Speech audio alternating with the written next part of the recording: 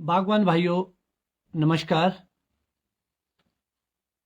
मैं डिम्पल पांचटा एक बार पुनः आप लोगों से सोशल मीडिया के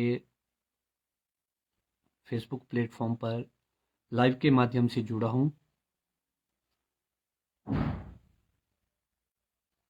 सबसे पहले तो मेरे फेसबुक जितने भी फ्रेंड्स हैं, आप सभी लोगों को होली की ढेरों शुभकामनाएं। उम्मीद है आज आप लोगों ने होली का सेलिब्रेशन करा होगा। ये वही त्योहार है जो हमारे को एक सामाजिक डोर में बांधते हैं।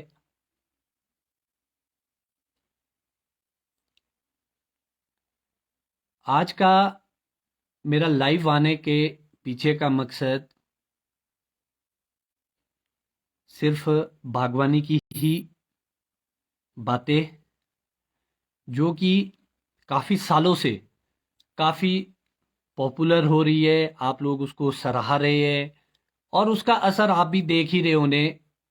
पिछले 5 एक साल में तो काफ़ी ज़्यादा असर, चाहे आप डिपार्टमेंट पे देखिए, चाहे सरकारों पर देखिए।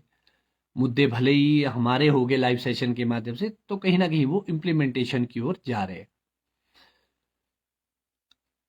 आजकल का समय डिजीज मैनेजमेंट का, कौन कौन सी बीमारी आती है, कैसे हम स्प्रेज करें, क्या डालें क्या ना डालें, पियर का क्या शेड्यूल रहेगा, सेब का क्या शेड्यूल रहेगा। तो आज इन सभी विषयों पर हम सिलसिलेवार तरीके से प्रकाश डालेंगे और ये फार्मर के लिए कहीं ना कहीं फायदेमंद होगा, क्योंकि हम अपने एक्सपीरियंस शेयर करते हैं। वो चाहे प्रैक्टिकली है, चाहे साइंटिफिकली है, जो भी हमारे को जानकारी है वो हम साझा करते हैं। एक बार फिर से आप सभी लोगों को होली की शुभकामनाएं। तो आज का जो मेरा विषय है वो 2 3 चीज़ों पर ज़्यादा फोकस रहेगा हमारा। सॉइल पे, आपकी स्प्रेज पर, और तीसरा रहेगा अ, किस तरीके से हम इन सारी चीज़ों को मैनेज कर सकते हैं, या जो भी होगी सब चीज़ों पर बात करेंगे।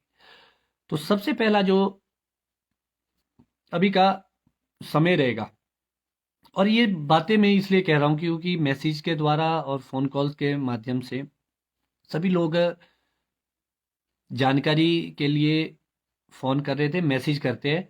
और हर आदमी का फ़ोन उठाना मेरे भी बस में नहीं है, क्योंकि ऑलमोस्ट 150 से ऊपर ऊपर फ़ोन कॉल्स आ रहे हैं पर डे, 200 भी क्रॉस कर रहे हैं। तो लाइव एक ऐसा माध्यम है जहाँ से हम सबके सामने नॉलेज स्प्रेड कर सकते हैं और सभी लोग जुड़ते हैं।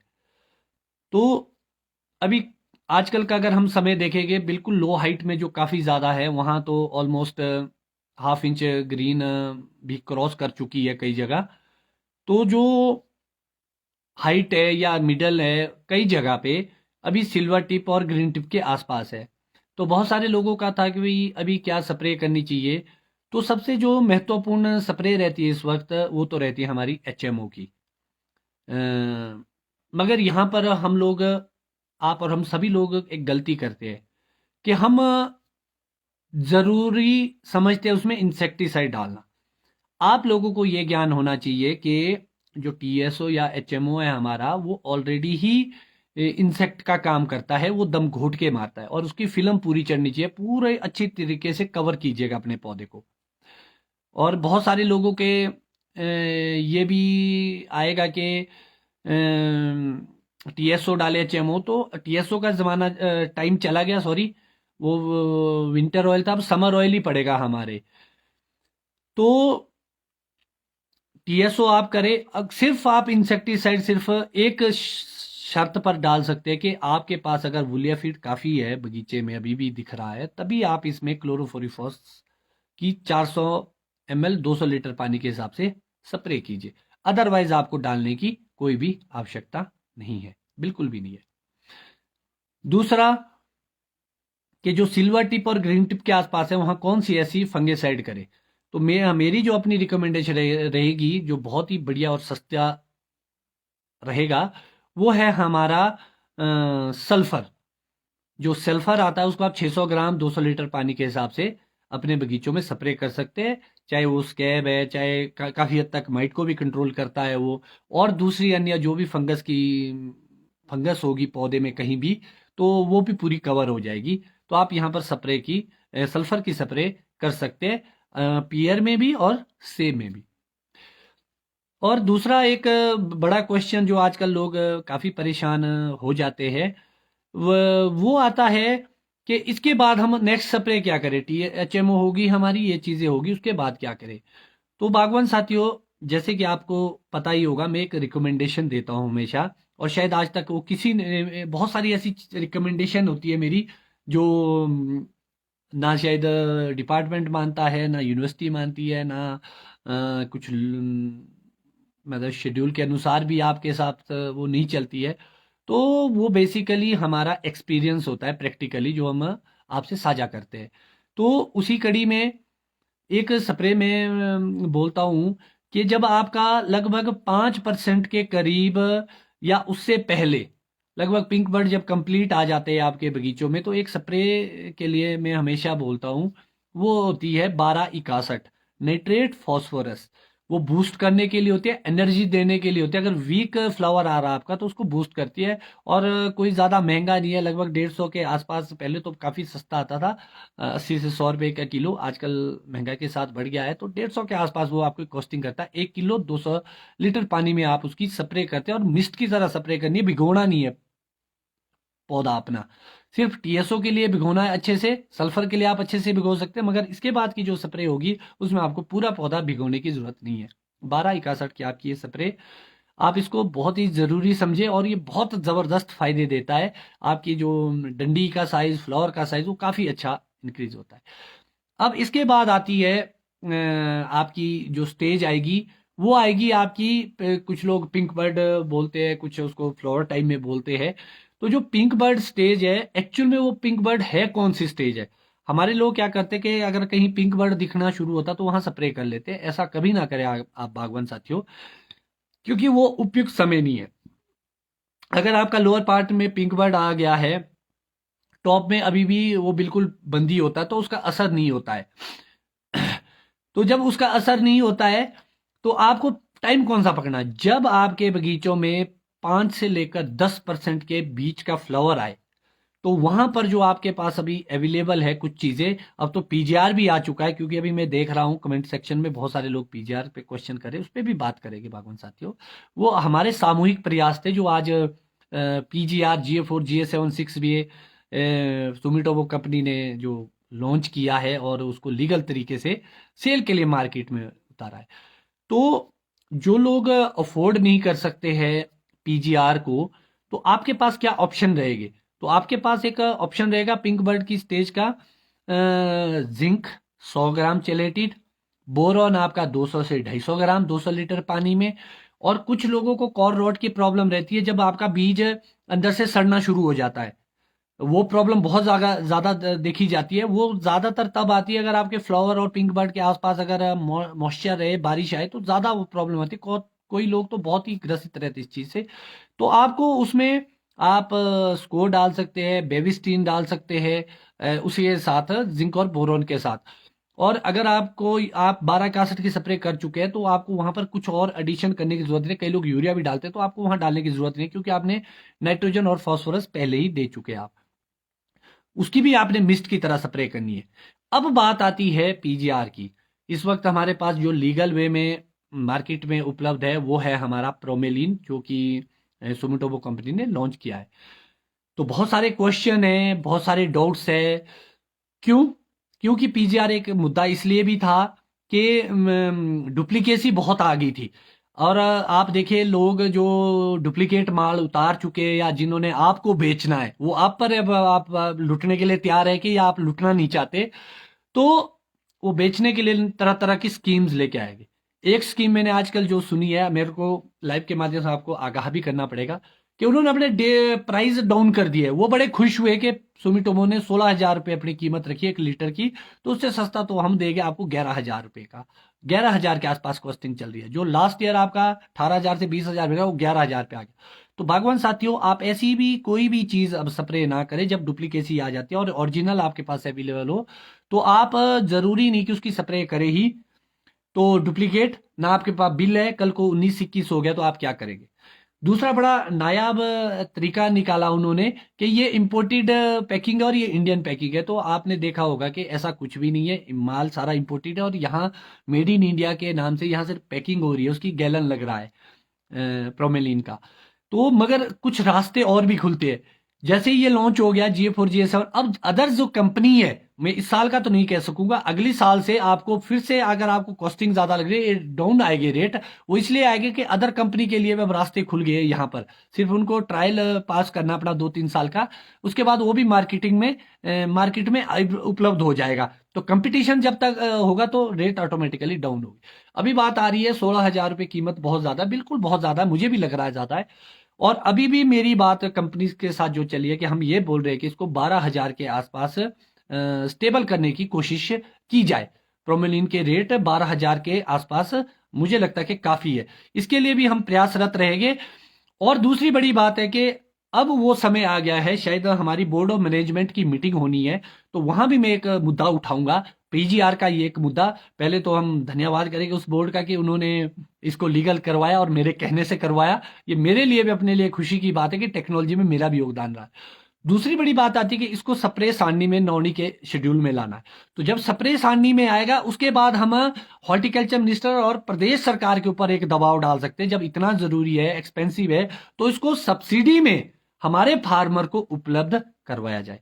मैं ये नहीं बोलूंगा कि इस साल होगा, मगर आने वाले साल में आपको ये उपलब्ध अवश्य होगा। और हम कोशिश करेंगे, लड़ाई लड़ेंगे। पहले हमने लड़ाई लड़ी इसकी रजिस्ट्रेशन की, अब इसको लड़ाई लड़ेंगे हम इसको शेड्यूल में लाने की, नौनी के शेड्यूल में लाने की, और उसके बाद लड़ाई लड़ेंगे सब्सिडी में इसको उपलब्ध कराने की।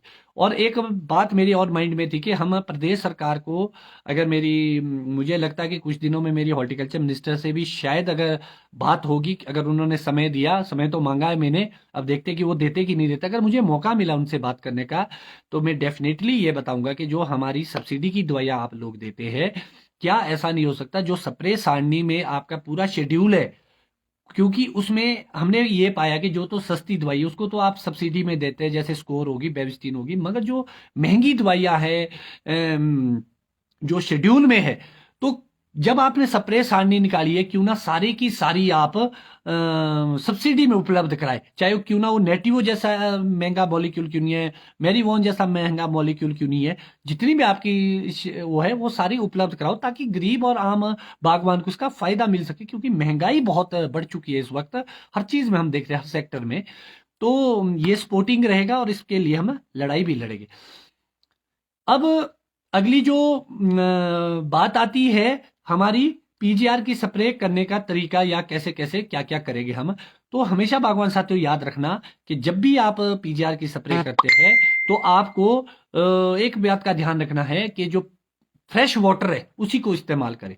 स्टोर्ड वाटर को आप अवॉइड करें, फ्रेश पानी भरे उसी से आप स्प्रे करें। क्योंकि स्टोर वाटर का pH हाई हो जाता है और दवाई इतनी कामयाब नहीं होती है, बिल्कुल भी नहीं होती है। तो इसीलिए आपको फ्रेश वाटर इस्तेमाल करना है।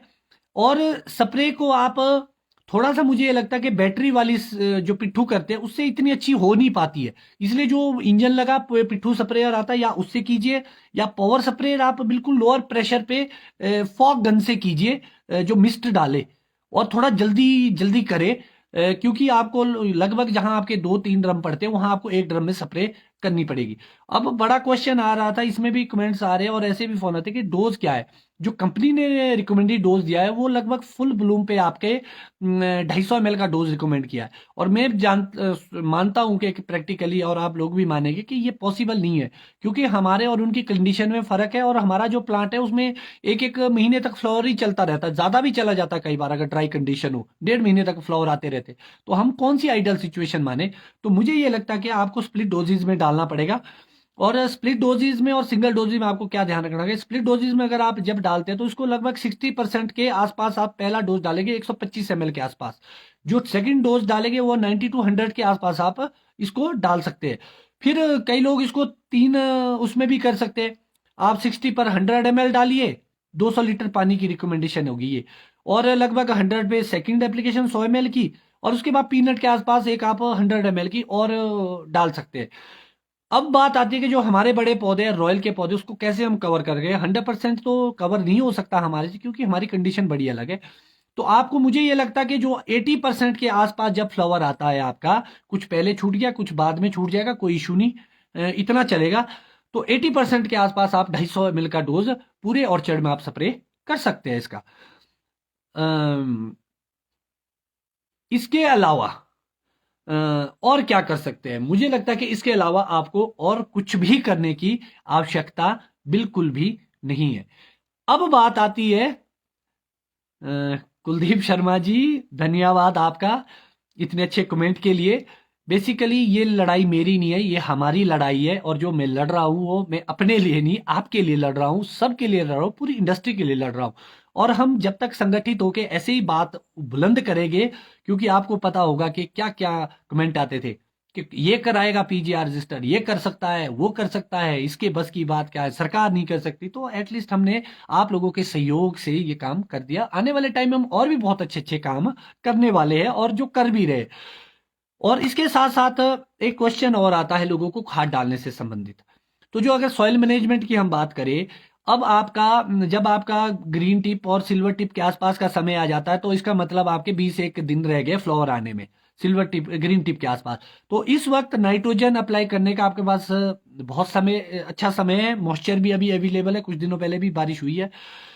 अब बड़ा क्वेश्चन आता है कि इतना महंगा नाइट्रोजन है, हम नाइट्रोजन की वो पूर्ति कैसे करें, क्योंकि सबसे ज्यादा नाइट्रोजन लीच होता है। तो बागवान साथियों, मैंने यहाँ थोड़ा सा फॉर्मूला निकाला है, और पहले भी कुछ लोग इस्तेमाल करते हैं, और ये प्रैक्टिकली है कि अब आपको जब कैल्शियम नाइट्रेट पे इतना प्रेशर पड़ रहा है, तो कहीं ना कहीं हमारे को यूरिया एक ऑल्टर के रूप में देखना पड़ेगा। तो मैं ये रिकमेंड करूंगा कि जब आप यूरिया डालेंगे तो 60% यूरिया और 40% उसमें कैल्शियम नाइट्रेट आप मिक्स कर सकते हैं। लगभग 1.25 कट्टा यूरिया का जब आप लेंगे तो 1 कट्टा 25 किलो का आप उसमें आईडीए से मिक्स कर दीजिए। और एक बार में नहीं डालना है आपको, उसको स्प्लिट डोजेज में डालना है, 2 टाइम, 2 बार। और बहुत अच्छी बात है कि 700 से ऊपर रन कर रहे हैं लाइव सेशन में जुड़ने के, आप सभी लोगों का धन्यवाद। तो जो आपका यूरिया और कैल्शियम नाइट्रेट का घोल होगा, उसको आपको तोड़ना है। अब कोशिश तो आप ये करें कि 3 बार में उसको तोड़ के डालें। तो उसके लिए आपको क्या करना पड़ेगा, लगभग पौना किलो आप अभी डालिए, फिर आधा पौना बाद में डाल दीजिए, लगभग सेटिंग के बाद, और आधा किलो का डोज आप लगभग वॉलनट से पहले पहले डाल सकते हैं। अगर मॉइस्चर है आपके पास तो आप अप्लाई कर सकते हैं। तो 3 डोजेज में डाल सकते हैं। अगर 3 में पॉसिबल नहीं है तो एटलीस्ट 2 बार में आप जरूर डालें। अभी आप आजकल 1 किलो डाल सकते हैं बड़े पौधे में, और उसके बाद आप पेटल फॉल के पास फ्रूट सेटिंग में आप इसको अप्लाई कर सकते हैं। तो आपका ये एक तो शेड्यूल हो गया ये नाइट्रोजन देने का, क्योंकि ये नाइट्रोजन का सही समय है। कुछ लोगों की डिमांड वो आती है कि हमने पोटाश नहीं डाला अभी तक। तो अब अगर आप पोटाश डालेंगे, आप कौन सी डाल रहे हैं, एसओपी एमओपी। अगर आप एसओपी डाल रहे हैं, सल्फेट ऑफ पोटाश, तो अभी भी उपयुक्त समय है उसका। आप उसको बड़े पौधे में 0.5 kg डाल सकते हैं, और पोटाश को भी आप तोड़ के डाल सकते हैं। अगर आपको लगता है कि अभी 100 ग्राम अभी डालूं, तो आप आगे आके जून के आसपास आप एक डोज और डाल सकते हैं, लगभग 200-250 ग्राम का।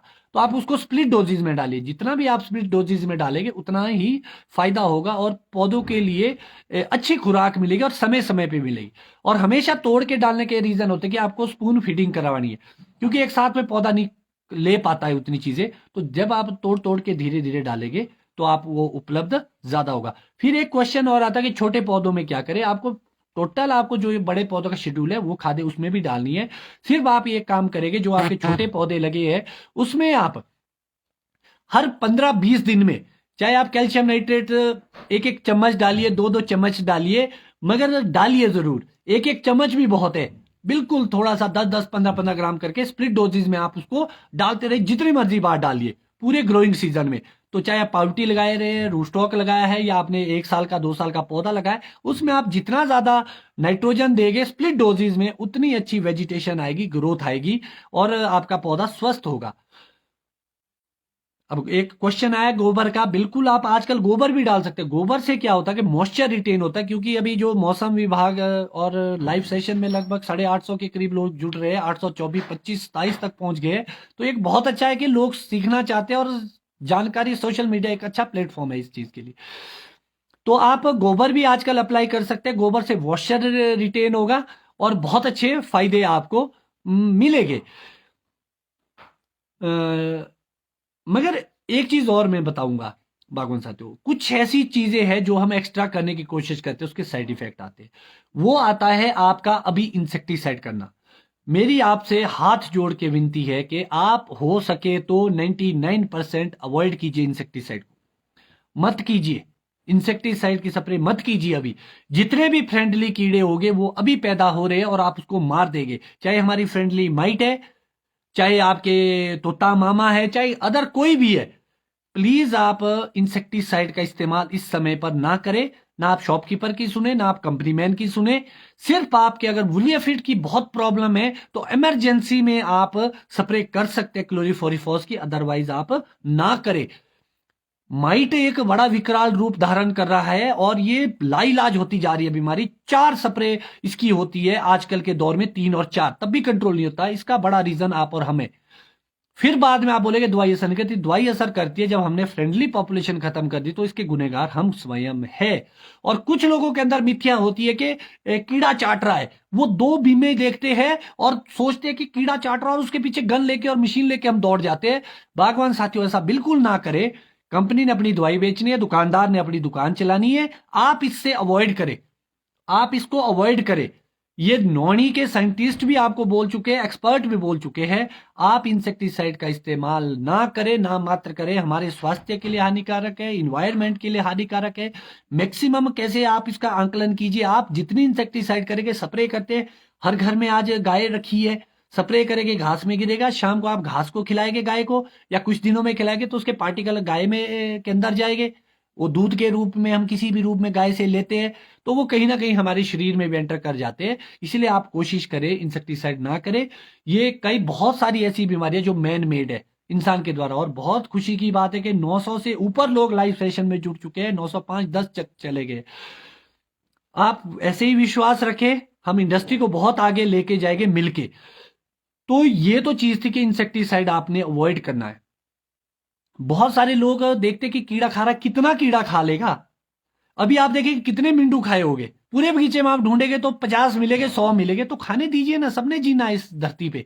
वो बस अभी कुछ टाइम के लिए आएगा, हफ्ते 10 दिन के लिए खाता है, उसके बाद वो ऑटोमेटिकली उसका पीरियड हो जाता है।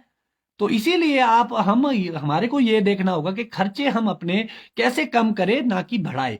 तो खर्चे जब आपको कम करने, तो उसके लिए आपको ये चीजें करनी पड़ती कि हम कहां कहां पैसा बचा सकते हैं अपना। आप ऐसी यूजलेस चीजों पे पैसा मत खर्च कीजिए, जो जरूरी चीज आप उसी का इस्तेमाल कीजिए। उसके बाद एक और जो क्वेश्चन था वो आ रहा था कि कुछ लोग बोलते थे कि 19 इस टाइप की। हम 1261 इसलिए स्प्रे बोलते कि हाईली फॉस्फोरस क्या करता है। सेब एक ऐसी चीज है, पहले उसमें पत्ती आती है, फिर उसमें फूल आता है।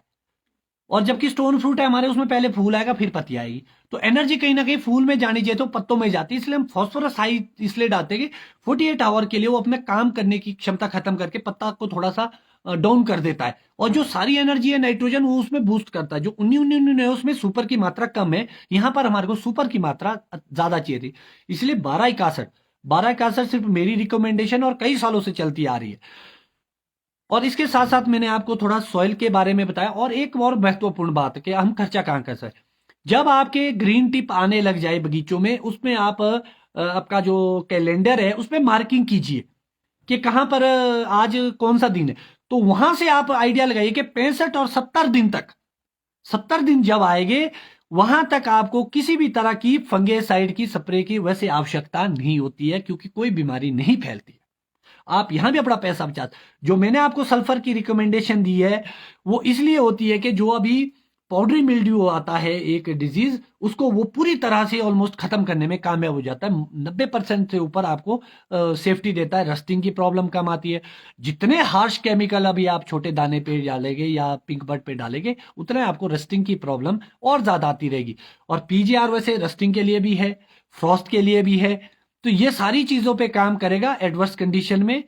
तो ये तो आपका शेड्यूल था कि आप फंगिसाइड क्या करते हैं, कैसे करते हैं और कितने टाइम के बाद आपको इसको करना चाहिए। तो ये तो कुछ एक ऐसे क्वेश्चन थे जो अभी सेब से संबंधित थे। अब बात आती है आपकी पियर को लेके, क्योंकि एक पियर भी एक बहुत अच्छी मार्केट ले रहा है, और मगर पियर मैक्सिमम खराब हो जाती है। सबसे पहला कार्य तो इसमें सर्दी में हो जाता था कि अच्छी प्रूनिंग लाइट के ध्यान रखें, क्योंकि इसकी टहनियां आपस में जब विंड के साथ चलती है तो उसमें रस्टिंग आए। और लाइव सेशन में 1000 से ऊपर के लोग जुड़ चुके हैं, और ये बहुत ही अच्छी बात है कि भी लोग इतना इंटरेस्ट ले रहे हैं और हमारी वीडियो को सराह रहे हैं। आप लोगों का प्यार और आशीर्वाद है। अब पियर की बात आती है। दूसरी बात आती है कि जो आप अभी एचएमओ डालेंगे, चाहे आप सिल्वर टिप के आसपास या हाफ इंच ग्रीन के आसपास, पियर में आप एचएमओ 4 लीटर 200 लीटर पानी में आप स्प्रे कर सकते हैं। उसके साथ भी कुछ मिक्स करने की जरूरत। अब दूसरी बड़ी बात जो ध्यान रखनी है पियर में, बहुत ही अति आवश्यक है, वो है आपका जब आपका पेटल फॉल हो जाता, अर्ली पेटल फॉल पियर में, खास तौर पर सेब में नहीं, पियर की बात कर रहा हूं मैं, वहां पर एक छोटा सा कीड़ा आता है। वो आपको दिखेगा नहीं, नाइट में आता है, वो उसको खुरच देता है वहां से। वो दिखेगा नहीं आपको। बाद में क्या दिखेगा आपको कि वो रस्टिंग आ गई, कहां से आ गई, मैंने तो शेड्यूल फॉलो किया था। तो बागवान साथियों, वो कीड़ा वहां पर आता है जो उसको डैमेज करता है। तो इसीलिए वहां पर एक इंसेक्टिसाइड की, और इंसेक्टिसाइड भी कौन सा, सॉफ्ट वाला, उसका इस्तेमाल आप सेम में भी कर सकते हैं, क्योंकि वो सॉफ्ट है। मेलाथियोन जो रिकमेंडेशन आती है, आप वहां पे उसको कर सकते हैं, क्योंकि कई बार सुंडी की प्रॉब्लम आती है सेम में। अगर उसका प्रकोप ज्यादा ही हो जाए तो आप मेलाथियोन की वहां भी स्प्रे करेंगे, और उस कीड़े को मारने के लिए आप पियर में भी करें।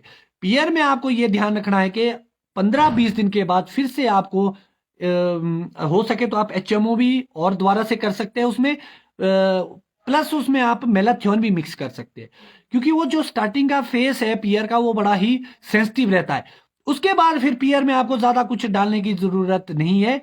बिल्कुल वीटी किमटेटा जी, आप पियर में भी डाल सकते हैं।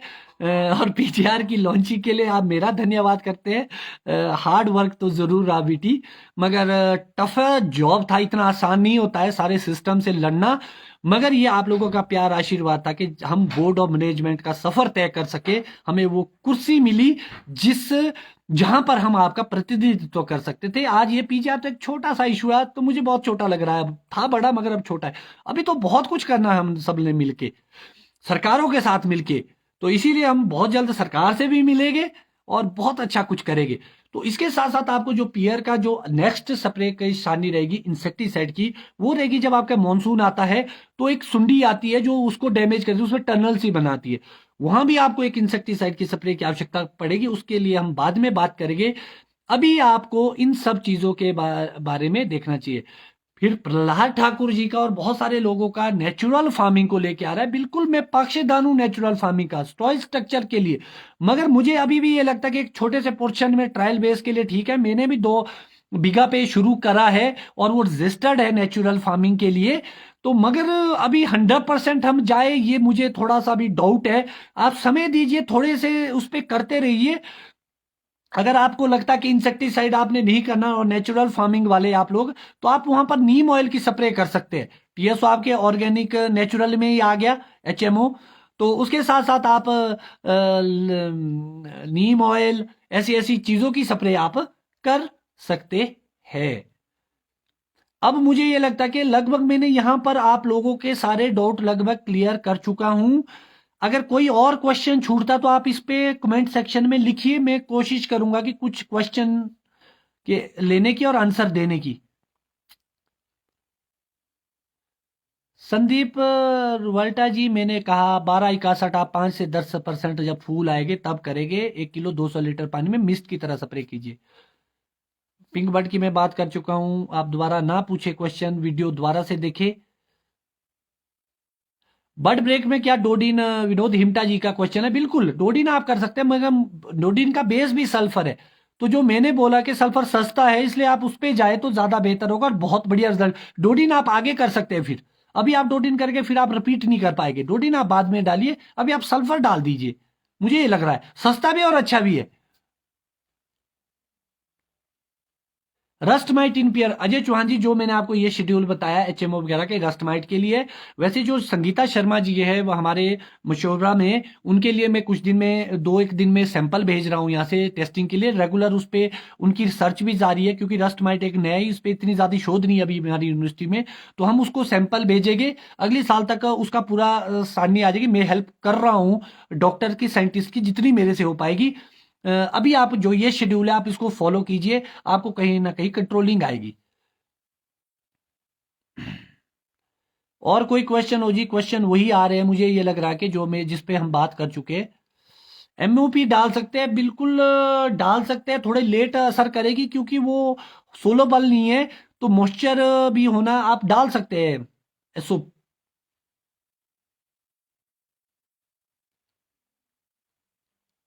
कैल्शियम नाइट्रेट कितना पड़ेगा बिट्टू जी? तो कैल्शियम नाइट्रेट अगर आप डालना चाहते हैं सर, लगभग 750 ग्राम नाइट्रोजन की आवश्यकता होती है हमारे पौधे को, और उसके लिए आपको लगभग 5 किलो कैल्शियम नाइट्रेट पूरी साल में डालना पड़ेगा, जो हमारे लिए अफोर्डेबल नहीं है। इसलिए मैंने बोला कि यूरिया और कैल्शियम नाइट्रेट आप मिक्स करके डालें। जबीर भट्ट जी, फ्रूट सेट के लिए सबसे बड़ा रोल रहता है हमारा पॉलिनाइजर वैरायटी का। अगर पॉलिनेशन आपका अच्छा है तो आप इसको कर सकते हैं। और एक बड़ा क्वेश्चन आता है कि पीजीआर को लेके के फ्रूट सेटिंग, तो बागवान साथियों मैं आपको बताना चाहता हूं, ये फ्रूट सेटिंग नहीं करता है। ये फ्रूट सेटिंग नहीं करता है। ये एडवर्स कंडीशन को फेवरेबल बनाता है, एनर्जी देता है, जिससे आपके सेटिंग के चांस बहुत ज्यादा हो जाते हैं। फ्रॉस्ट को कंट्रोल करता है, एनर्जी देता है, वीकनेस खत्म करता है। इसीलिए पीजीआर का अपना रोल है।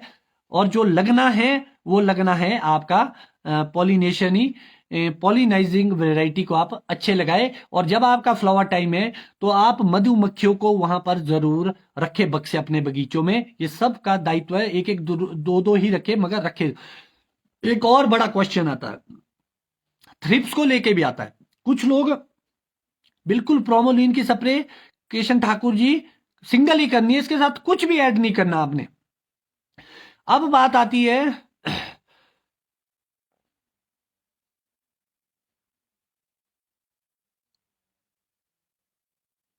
और कोई क्वेश्चन था जी?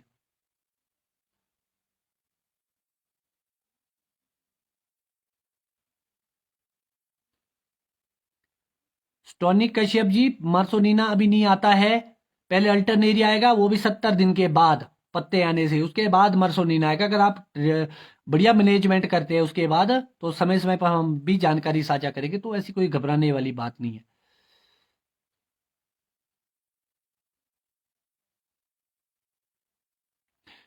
थ्रिप्स की बात हो रही थी, अब और भी एक क्वेश्चन आ गया अनु शर्मा लेख जी का।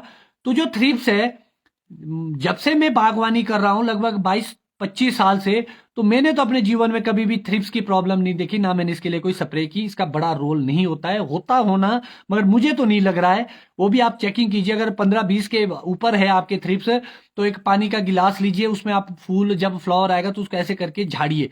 अगर उसके अंदर छोटे छोटे से कीड़े होते हैं, अगर वो आपको दिखे कि कितनी पॉपुलेशन है तभी करें। मगर एक बड़ी दिक्कत है, जो आप थ्रिप्स के लिए स्प्रे करते हैं वो सिस्टेमिक होती है, लाइक अलेंटो। तो उससे क्या हो जाता है कि वो मधुमक्खियों को भी मारता है, क्योंकि उसका असर रहता है वो उसके सिस्टम में जाता है। तो इसीलिए आप अवॉइड करें इंसेक्टिसाइड। मैं आपको अभी भी बोल रहा हूं कि मत कीजिए, अपने पैसे बचाइए जहां बच सकते हैं, क्योंकि कुछ ऐसी चीजें जहां हमारे पैसे नहीं बच सकते, हमारे को करनी है मेहनत, मगर जहां बच सकते हैं एटलीस्ट हम वहां तो बचाए। आप गौमूत्र की स्प्रे भी कर सकते हैं, बहुत बढ़िया है। आपके फ्रूट सेटिंग के बाद से आप शुरू कर सकते हैं 2-3 स्प्रे, बहुत बढ़िया। बिल्कुल हरीश वर्मा जी, मल्चिंग कीजिए, क्योंकि आने वाले टाइम में दिक्कत आने वाली है पानी की। अगर आपको लगता है कि अभी बारिश होगी, तो आप अपने जो वो खेत है उसमें आप या तो आपके पास डिगर है छेद बनाने वाला, छोटा डिगर करके उसमें होल बनाइए वेस्ट जमीन पर बाहर कहीं भी, तो उससे पानी स्टे होगा। या आप नाली काटिए, या आप इस टाइप में कस्सी से कोई एक ऐसे छोटे छोटे गड्ढे पॉट से बना दीजिए बगीचों में, वेस्ट जगह पे, पौधे से बाहर वेस्ट जो जगह है वहां जब आपका स्टोर पानी खड़ा रहेगा तो वो मॉइस्चर क्रिएट करेगा, क्योंकि आने वाला टाइम मुझे लग रहा है कि इतना अच्छा नहीं है, कहीं लास्ट ईयर की तरह फिर से ड्रॉट ना पड़े। आपको रेन हार्वेस्टिंग का तरीका भी देखना पड़ेगा।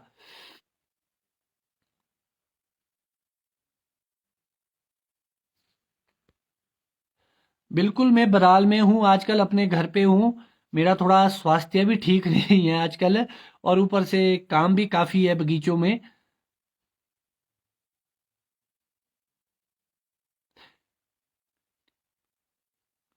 बिल्कुल, ग्रीन टिप पर आप एचएमओ के साथ डाल सकते हैं जी।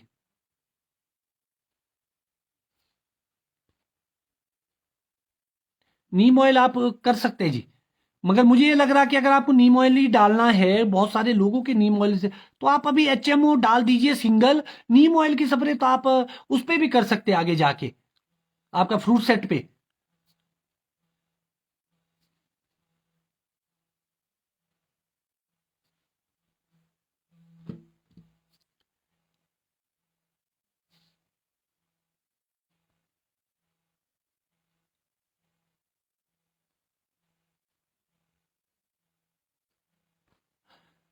सर आप वो चीज़ें फॉलो कीजिए, नोनी का स्प्रे साननी पड़िए, अवेलेबल है आपके पास, अगर ऐसे नहीं है तो ऑनलाइन देखिए आप उसको, वहां से भी आप, और समय समय पर हम भी आपको बताते रहते हैं और बताते भी रहेंगे लाइव के माध्यम से कि कैसे कैसे। घर के डॉक्टर है, चेतराम डोगरा जी बोलते कि आप घर के डॉक्टर है हमारे, और ऐसे ही जानकारी देते हैं। बिल्कुल, मैं, हमारे पास कोई डिग्री तो नहीं है, मगर एक फार्मर एक एक्सपीरियंस लेके आता है, हर आदमी का एक बड़ा एक्सपीरियंस होता है, आप लोगों का भी अच्छे अनुभव होंगे, तो मैं उसको सिर्फ साझा करता हूँ आप लोगों से। और हम ये कोशिश करते हैं कि कैसे आपका बजट भी लिमिट में रहे, क्योंकि ये इंडस्ट्री हम सब की है, तो हमें इसका ध्यान रखना पड़ेगा।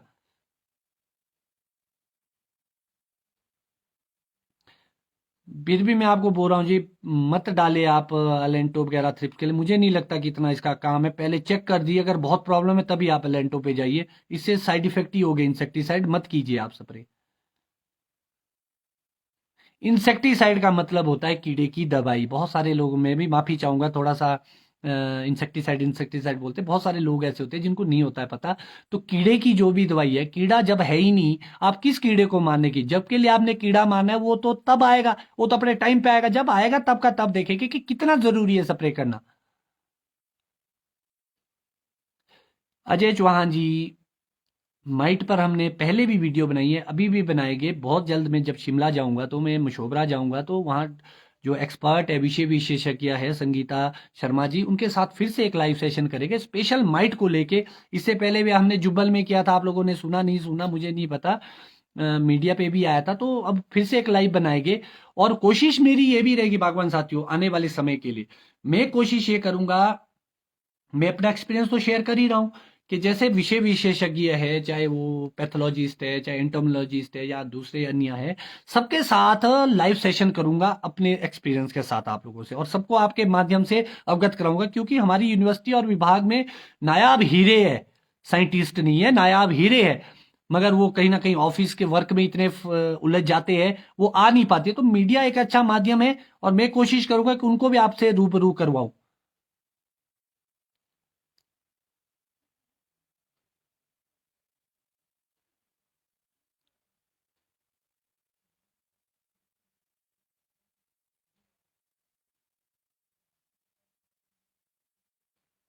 मुझे लग रहा कि ऑलमोस्ट हम सारे क्वेश्चन को ले चुके हैं, अभी की जो मैनेजमेंट थी उसके बारे में हम बात कर चुके हैं। तो उम्मीद करता हूं कि आपको ये लाइव सेशन अच्छा लगा होगा, और आप इसको लाइक तो कर ही रहे हैं, कमेंट कर रहे हैं, तो शेयर भी जरूर कीजिए, क्योंकि वो जो लोग जो जरूरतमंद है वो वहां तक पहुंचे। और बहुत सारे लोग यूट्यूबर है, यूट्यूब चलाते हैं जो लाइव सेशन में, तो आप इसको यूट्यूब पे भी डाल सकते हैं, क्योंकि मेरा कोई चैनल नहीं है यूट्यूब पे, तो आप लोग इसको डाल सकते हैं वीडियो को, अलाउ करता हूं मैं आप लोगों को।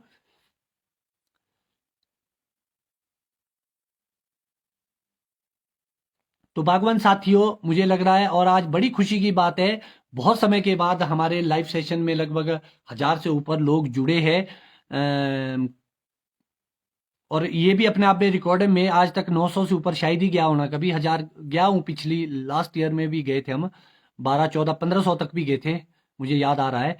तो ये चीज़ें हम कंटिन्यू करेंगे। तो बागवान साथियों, आज के लिए इतना ही। धन्यवाद, आप लोग जुड़े। फिर से हम नई जानकारियों को लेके, अपने एक्सपीरियंस को लेके हम आपके बीच उपस्थित रहेंगे और आपसे अपनी जानकारियां साझा करेंगे। आपका प्यार और विश्वास आप बनाए रखें। हम कोशिश करेंगे कि उस पे हम पूरी तरह खरा उतरे और फार्मर वेलफेयर में जो भी कार्य है उसको हम करते रहेंगे। धन्यवाद। जय हिंद, जय हिमाचल, जय भारत।